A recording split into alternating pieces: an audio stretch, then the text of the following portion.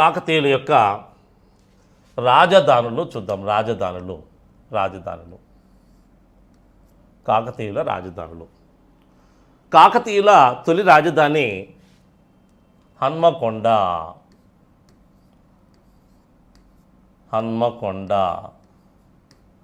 లేదా హనుమకొండ. ఉమ్మడి వరంగల్ జిల్లాలో ఉండేది హన్మకొండ లేదా హనుమకొండ. తొలి రాజధాని ఇదే, తొలి రాజధాని. అనంతరం రాజధానిని ఎక్కడికి మార్చారంటే ఓరుగల్లుకు మార్చారు.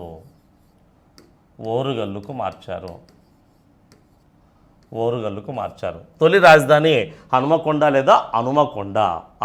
అప్పట్లో హనుమకొండ అని పిలిచేవారు, ఆధునిక కాలంలో హన్మకొండ అని పిలుస్తున్నారు. తర్వాత రాజధానిని ఎక్కడికి మార్చారంటే ఓరుగల్లుకు మార్చారు. ఓరుగల్లు కూడా వరంగల్ జిల్లాలో ఉండే ముఖ్యమైన పట్టణమే ఓరుగల్లు. ఈ ఓరుగల్లు నాడు ఆంధ్ర నగరి అనే పేరుతో పిలువబడింది. ఆంధ్ర నగరి అని, ఏకశిలా నగరమని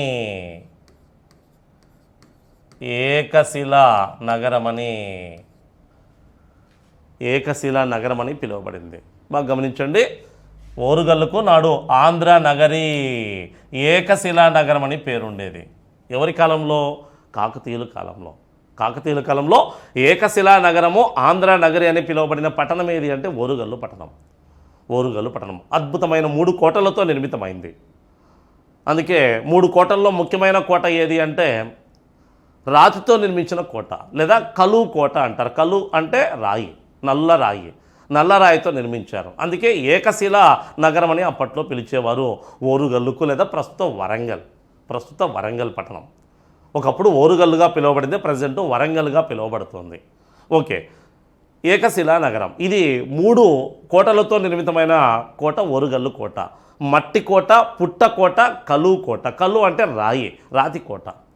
అంటే ఒకటి మాత్రమే రాతితో నిర్మించిన కోట కాబట్టి దీన్ని ఏకశిలా నగరం అని పిలిచేవారు. ఏకశిలా నగరం పిలవడానికి కారణం 3 కోటల్లో ఒకటి మాత్రమే రాతితో నిర్మించిన కోట, మరొకటి మట్టితో నిర్మించింది, మరొకటి పుట్టతో నిర్మితమైంది.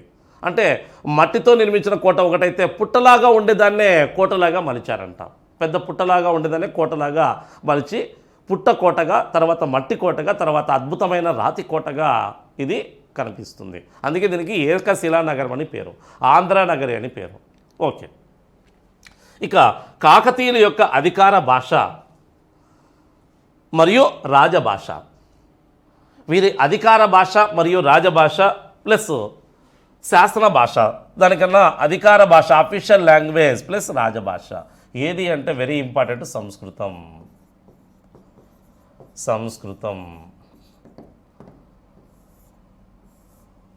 అధికార భాష ప్లస్ రాజులు రాజస్థాన్ రాజధాని ప్రాంతంలో మాట్లాడుకునే భాష పూర్తిగా సంస్కృతం.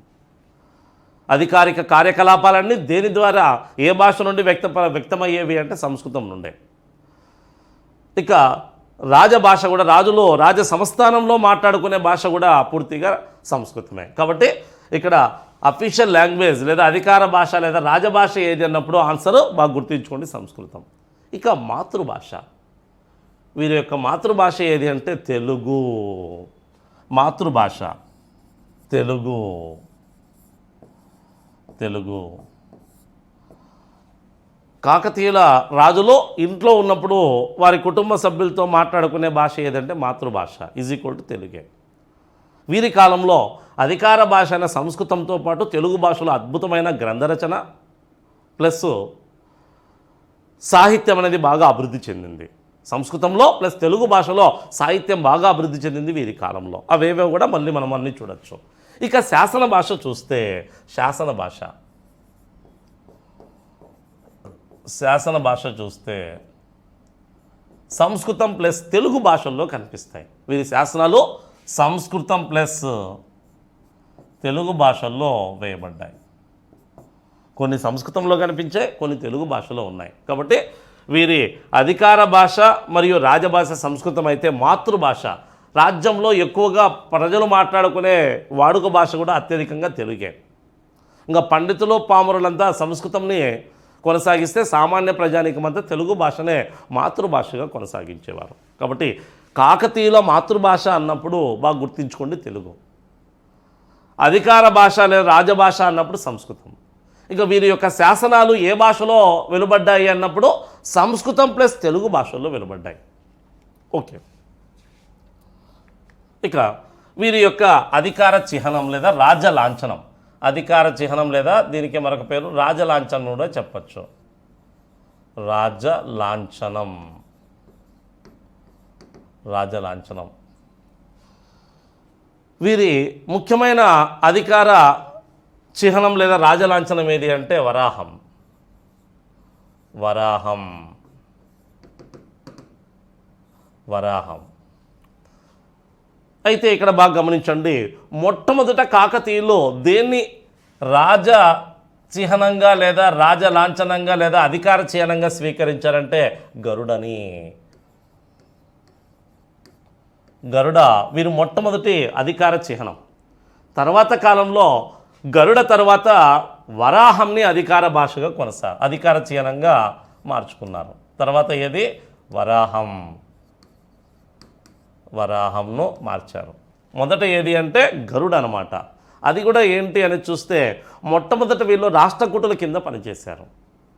రాష్ట్రకూటుల కింద పనిచేసినప్పుడు రాష్ట్రకూటుల అధికార చిహ్నమైన గరుడని అధికార చిహ్నంగా స్వీకరించి కొనసాగించారు. అయితే తర్వాత రాష్ట్రకూటులు అనేవాళ్ళు రాష్ట్రకూటులో ఇంతకుముందు చెప్పాం, రాష్ట్రకూటులో అధికార చిహ్నం ఏంటంటే గరుడ. వీళ్ళ కింద పనిచేసినప్పుడు ఏం చేశారు, వీళ్ళు గరుడనే అధికార చిహ్నంగా కొనసాగించారు. తర్వాత రాష్ట్రకూటుల్ని అంతమొందించి ఎవరు అధికారంలోకి వచ్చారంటే కళ్యాణి చాళుక్యులు. వీళ్ళ అధికార చిహ్నం ఏది అంటే వరాహం, వరాహం, వరాహం. దీంతో వీళ్ళ కింద పనిచేసే నాటికి వీళ్ళు అధికార చిహ్నం మారిపోయింది. అది ఏందైంది అంటే వరాహం అయింది. ఎక్కువగా కొనసాగింది వరాహమే, వరాహం. వీరి నాణ్యాలపైన కూడా ఎక్కువగా కనిపించే అధికార చిహ్నం ఏది అంటే వరాహమే. కాబట్టి రెండు ఆప్షన్లో అయితే ఇవ్వడు.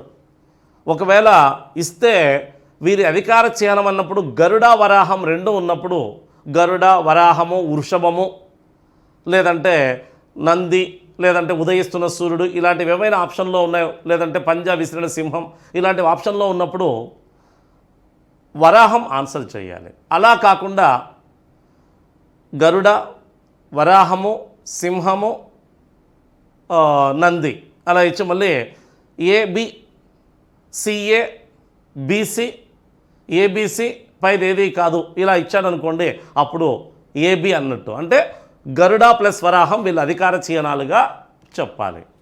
గరుడ వరాహం 1 2 3 4 అంటే ఇక్కడ గరుడు ఇచ్చింటాడు, ఇక్కడ వరాహం ఇచ్చింటాడు, తర్వాత సింహం ఇచ్చింటాడు ప్లస్ నంది లేదా వృషభం ఇచ్చింటాడు. కింద మళ్ళీ 1 2 2 3 1 4 4 2 ఇలా ఇచ్చినప్పుడు ఆన్సరు ఏం చేయాలంటే 1 2 చేయాలి. అలా లేదు ఓన్లీ ఇట్లా మాత్రమే ఇచ్చాడు అంతే, వాళ్ళు అధికార చిహ్నం గుర్తించినప్పుడు అప్పుడు ఆన్సరు వరాహం ఇవ్వాలి. ఎందుకంటే స్వతంత్ర కాకతీయులు కాలం నాటికి పూర్తిగా వరాహమే రాజలాంఛనంగా కొనసాగుతుంది. లేదు ఇంకో టైప్లో క్వశ్చన్ అడుగుతాడు, కాకతీయులు మొట్టమొదటి అధికార చిహ్నంగా లేదా రాజలాంఛనంగా స్వీకరించింది ఈ క్రింది వాటిలో ఏది అన్నప్పుడు ఇక కళ్ళు మూసుకొని ఆన్సర్ ఏం పెడతామో గరుడ. కాకతీయులో మొట్టమొదటి అధికార చిహ్నం ఏది అంటే గరుడ. తర్వాత దేనికి మారారు అంటే వరాహం. రాష్ట్రకూటులకు సామంతులుగా ఉన్నప్పుడు గరుడని, కళ్యాణి చాళుక్యులకు సామంతులుగా మారిన తర్వాత వరాహంని, ఇక స్వతంత్ర కాకతీయులుగా ఉన్నప్పుడు కూడా వరాహంనే కొనసాగించారు. కాబట్టి కళ్యాణి చాళుక్యుల కాలంలో వరాహం స్వీకరించి తర్వాత దాన్నే కొనసాగిస్తూ వచ్చారు. వరాహం ఏ మతానికి సంబంధించిన చిహ్నం? వైష్ణవ మతానికి సంబంధించిన చిహ్నం. మొత్తం విష్ణు యొక్క అవతారాల్లో 18 అవతారాల్లో ఒకటి వరాహ అవతారం, వరాహ అవతారం. అలా వరాహంను అధికార చిహ్నంగా స్వీకరించి వీళ్ళు వైష్ణవ మతాన్ని కూడా కొంచెం కొనసాగించారు. కానీ కాకతీయులు మాత్రం మొట్టమొదటి జైన మతస్థులు, తర్వాత శైవంను స్వీకరించారు. వైష్ణవ మతాన్ని ఆదరించినట్టు తెలుస్తోంది. ఆదరించడం అందుకు నిదర్శనం ఏది అంటే వారి అధికార చిహ్నం వరాహమని కావడం. ఇది గుర్తుంచుకోండి. రాజలాంఛనం లేదా అధికార చిహ్నం ఏదంటే వరాహం. మొదట ఏది అన్నప్పుడు మాత్రం గరుడ. మొదట గరుడని, తర్వాత వరాహంను అధికార చిహ్నంగా స్వీకరించారు. ఓకే, ఇక అధికార మతం. అధికార మతం వెరీ ఇంపార్టెంట్. వీరి అధికార మతం ఏది అంటే శైవ మతం. శైవం అంటే వైదిక మతంలో వైదిక మతం అన్నమాట. వైదికంలో మళ్ళీ ఏది అంటే శైవ మతం. అధికార మతం వైదికం. వైదికంలో మళ్ళీ అప్పటికే శివుణ్ణి ఆరాధించేవారు శైవులుగా, విష్ణువుని ఆరాధించేవారు వైష్ణవులుగా, ఇలా కొనసాగుతూ ఉన్నారు.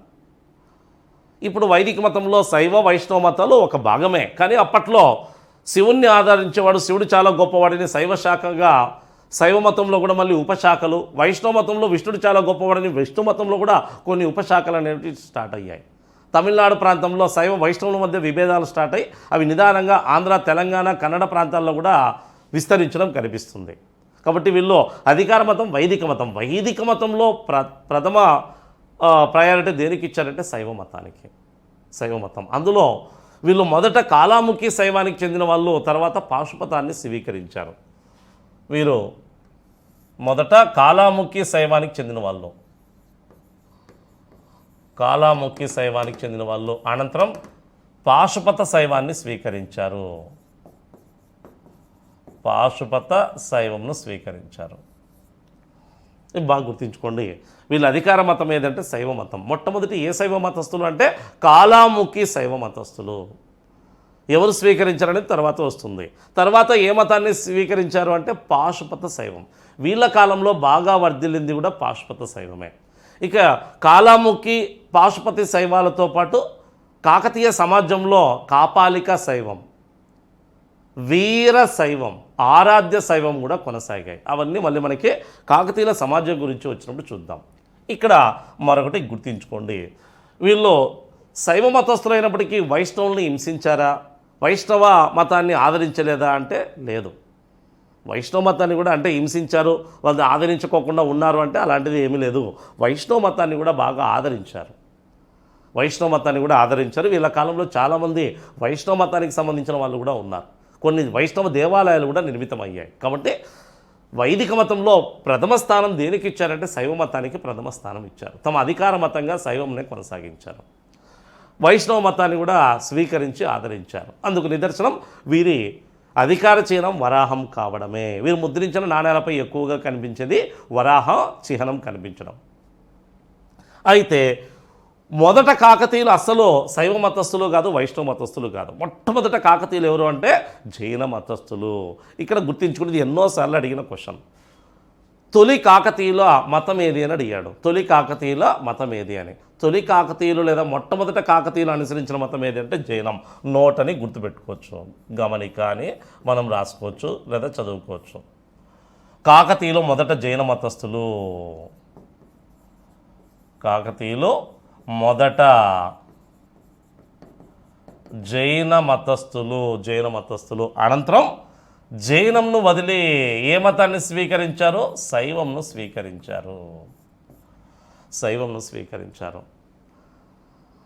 మొదట కాకతీయులు పూర్తిగా జైన మతస్థులే, చాలామంది జైన మతస్థులే. ఒక ఆయన నుంచి శైవ మతంలోకి మారారు. ముఖ్యంగా రెండవ బేతరాజు అనే వ్యక్తి కాలం నుంచి వీళ్ళు కాలాముఖి శైవంను, తర్వాత పాశుపత శైవంను స్వీకరించారు. అది ఎట్లా ఏంటి అనేది రాజుల గురించి వచ్చినప్పుడు మనకి ఎలాగో తెలుస్తుంది. కాబట్టి కాకతీయులు మొదట ఏ మతస్థులు అని, మొదట అని లేదా తొలుత ఏ మతాన్ని ఆదరించారు అని ఇచ్చినప్పుడు బాగా గమనించాలి.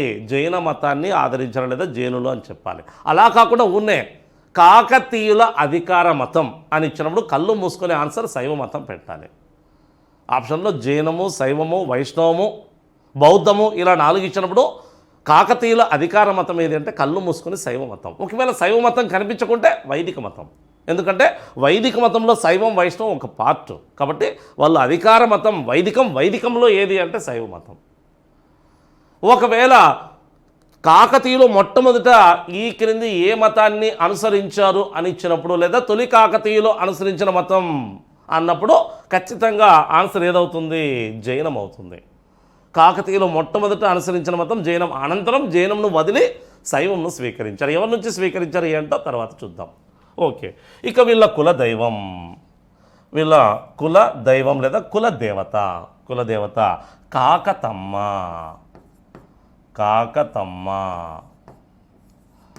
వీళ్ళ కులదైవం లేదా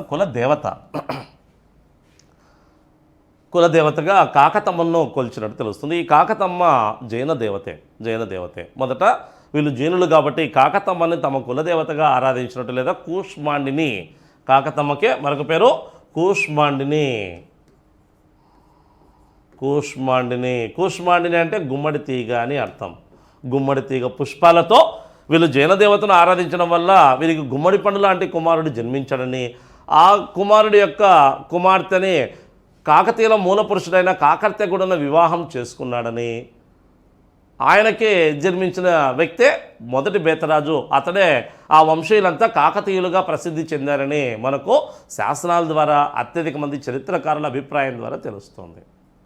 కాబట్టి కాకతమ్మ లేదా కూష్మాండిని వీళ్ళ కుల దైవత లేదా కులదైవం. ఇక వీరి ఆరాధ్య దైవం ప్రధానంగా ఆరాధించిన దేవుడు స్వయంభూ దేవుడు. వీరి ఆరాధ్య దైవం స్వయంభూ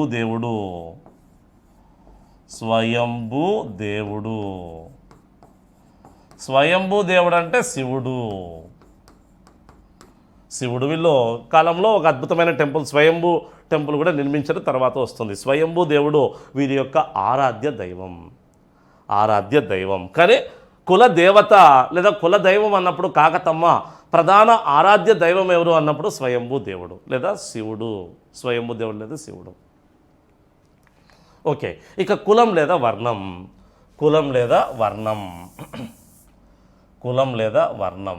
వీరు ఏ కులానికి చెందినవారు అంటే శూద్ర కులానికి చెందినవారు. ఇది మనకు ఏ శాసనంలో కనిపిస్తుంది అంటే గణపతి దేవుడి యొక్క గర్వపాడు శాసనంలో కనిపిస్తుంది. గణపతి దేవుడు తాము 4వ వర్ణానికి చెందిన వంశస్థులుగా చెప్పుకున్నాడు.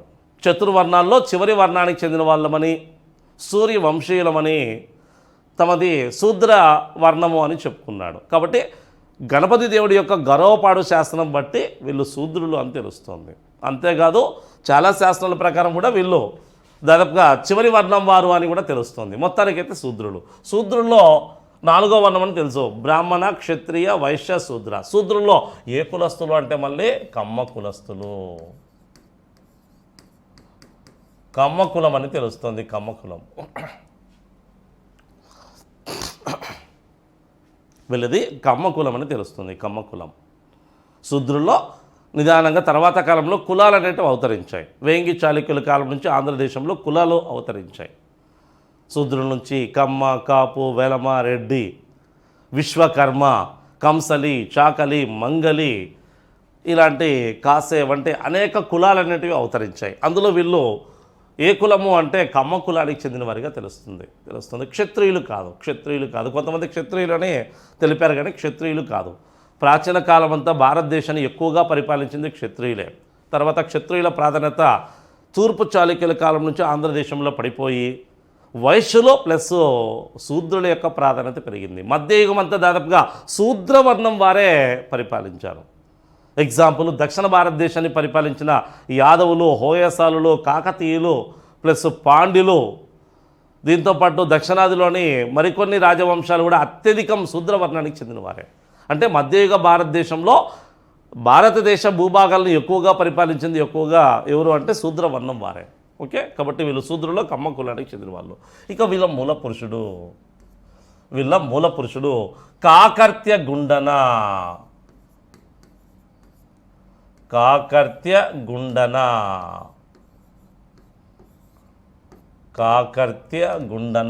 వీళ్ళ మూల పురుషుడు కాకర్త్య గుండన. ఇతనే ఈ వంశం మూల పురుషుడు అని మనకు దేని ద్వారా తెలుస్తుంది అంటే మాగల్లు శాసనం ద్వారా తెలుస్తుంది. ఇతనే వీళ్ళ మూల పురుషుడు అని తెలుపుతున్న శాసనం ఏది అంటే మాగల్లు శాసనం. కృష్ణా జిల్లాలో బయలుపడిన శాసనం ఇది. కాకతీయుల గురించి ప్రస్తావించిన మొట్టమొదటి శాసనం కూడా మాగల్లు శాసనమే. మాగల్లు శాసనంలో కాకర్త్య గుండన అతనికి పూర్వీకులకు సంబంధించిన పేర్లను కూడా ప్రస్తావించింది ఈ శాసనం. నలుగురు పేర్లు ప్రస్తావించింది, తర్వాత కూడా చెప్తాం. మాగల్లు శాసనం ప్రకారం వీళ్ళ మూల పురుషుడు కాకర్తె గుండన కృష్ణా జిల్లాలో బయలుపడింది. ఓకే, అయితే మరికొన్ని బయ్యారం చెరువు శాసనం వేరే చెప్పింది, ఆ తర్వాత చూద్దాం. అయితే అత్యధిక మంది చరిత్రకారులు కూడా కాకతీయుల మూల పురుషుడు ఎవరిని చెప్తున్నాయంటే కాకర్తె గుండన. ఈ కాకర్తె గుండన ఈ కాకతీయ వంశానికి చెందిన మహిళను వివాహం చేసుకోవడం వల్ల అతని కుమారులంతా కాకతీయులుగా పిలువబడ్డారని చెప్తారు.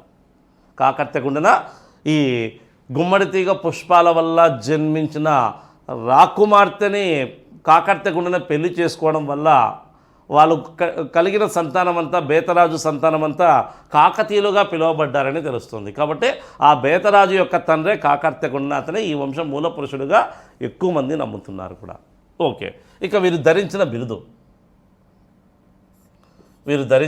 కాకతీయులు ధరించిన బిరుదు ఆంధ్రదేశాధీశ్వర.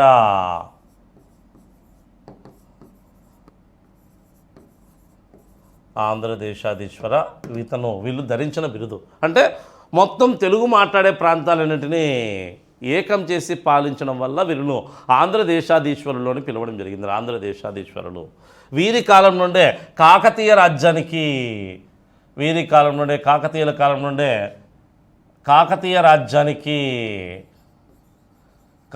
రాజ్యంకు లేదా ఆంధ్రదేశంకి ఏమని పేరు వచ్చిందంటే త్రిలింగ దేశం అని పేరు వచ్చింది. త్రిలింగ దేశం అని పేరు వచ్చింది. అంటే మొత్తం తెలుగు మాట్లాడే ప్రాంతాలన్నింటినీ ఏకం చేసి పరిపాలించడం వల్ల కాకతీయుల కాలం నుంచి ఆంధ్రదేశానికి త్రిలింగ దేశం అని పేరు వచ్చింది. త్రిలింగ దేశం. ఈ త్రిలింగ అనే పదం మొట్టమొదట మనకి పురాణాల్లో కనిపిస్తుంది. పురాణాల్లో మనకి త్రిలింగం అనే పదం కనిపిస్తుంది. త్రిలింగం తర్వాత చాలా గ్రంథాల్లో కూడా ఉంది. అది చరిత్రలో తెలుగు పదం త్రిలింగం అనే పదం నుంచి తెలుగు పదం ఎలా పుట్టింది వంటి కాన్సెప్ట్ మనకు స్టార్టింగ్లోనే టచ్ అవుతుంది. ఓకే, త్రిలింగ దేశంగా కాకతీయ రాజ్యానికి పేరు వచ్చినట్టు తెలుస్తుంది. అంటే 3 లింగాలతో కూడిన ప్రాంతాలన్నింటినీ ఏకం చేసి పరిపాలించిన వారు కావడం వల్ల వీళ్ళు త్రిలింగాధిపతులు అని, త్రిలింగ పాలకులు అని పిలువబడినట్టు తెలుస్తుంది. మరి ఈ త్రిలింగ దేశంగా పిలువబడడానికి కారణమైన ప్రాంతాలు ముఖ్యంగా 3 ఉన్నాయి. 3 త్రిలింగాలతో కూడిన ప్రాంతాలు. అంటే ఎగ్జాంపుల్ తెలంగాణ ప్రాంతంలో ఉండే ఒక అద్భుతమైన త్రిలింగం ఏది అంటే కాళేశ్వరంలో శివుడు. కరీంనగర్ జిల్లాలోని కాళేశ్వరంలో ఒక టెంపుల్. అదేవిధంగా కోస్తా ఆంధ్ర ప్రాంతంలో సుప్రసిద్ధమైన టెంపుల్ ఏది అంటే ద్రాక్షారామం.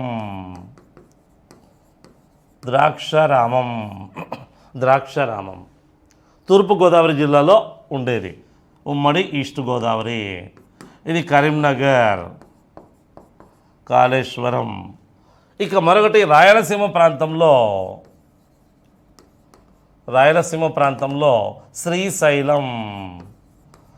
శ్రీశైలం. ఇది ప్రజెంట్ అప్పుడైతే కర్నూలు జిల్లా ఉండేది, ఇప్పుడు నంద్యాల డిస్టిక్. మనకు ఉమ్మడి జిల్లానే ఎక్కువగా టచ్ చేస్తారు కాబట్టి కర్నూలులో ఉంది శ్రీశైలం. ఇప్పుడు ప్రజెంట్ అయితే నంద్యాల డిస్టిక్లో ఉంది. ఈ 3 లింగాలతో కూడిన ప్రాంతమే త్రిలింగ దేశమైందని చెప్తారు. అంటే ఆంధ్ర, తెలంగాణ, రాయలసీమ ప్రాంతాల్లో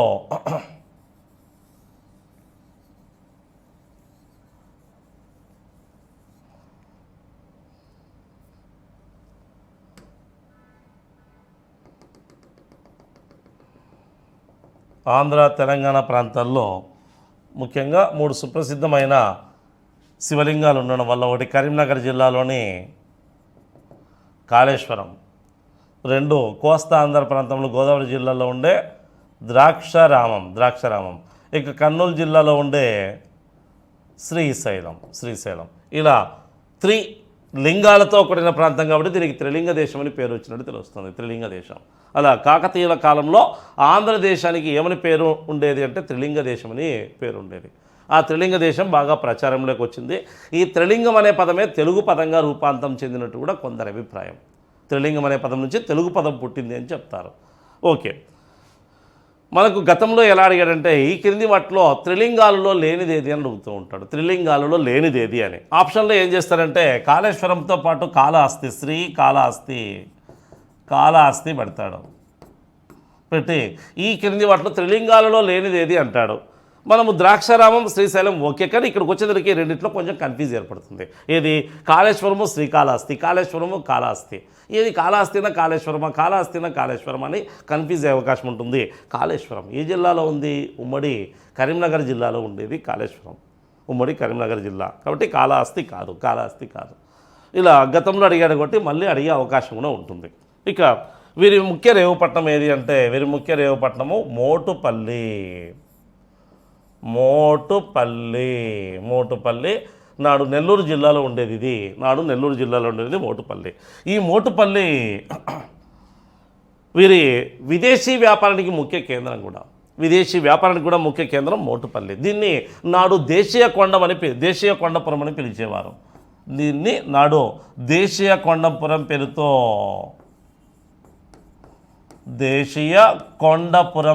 దీన్ని పిలిచేవారని తెలుస్తుంది. దేశీయ కొండపురం మోటుపల్లికి. ఓకే, ముఖ్య రేవుపట్నం. ఇంకా దానివల్ల విదేశీ వ్యాపారం ఎలా జరిగేదో వంటి అంశాలు తర్వాత చూద్దాం. ఇక కాకతీయుల చరిత్రకు ఆధారాలు కొంత ఇంపార్టెంట్. కాకతీయుల చరిత్రకు ఆధారాలు ఇంకా మనం రాజకీయ చరిత్రలోకి వెళ్ళలేదు, ఇంకా ఇంట్రడక్షన్ పార్ట్లోనే ఉన్నాం. ఇవన్నీ తెలిస్తే తర్వాత ఈజీగా లెసన్ మనకు అర్థం కావడానికి ఆస్కారం ఉంటుంది. ఇక కాకతీయుల చరిత్రకు ఆధారాలు చూద్దాం.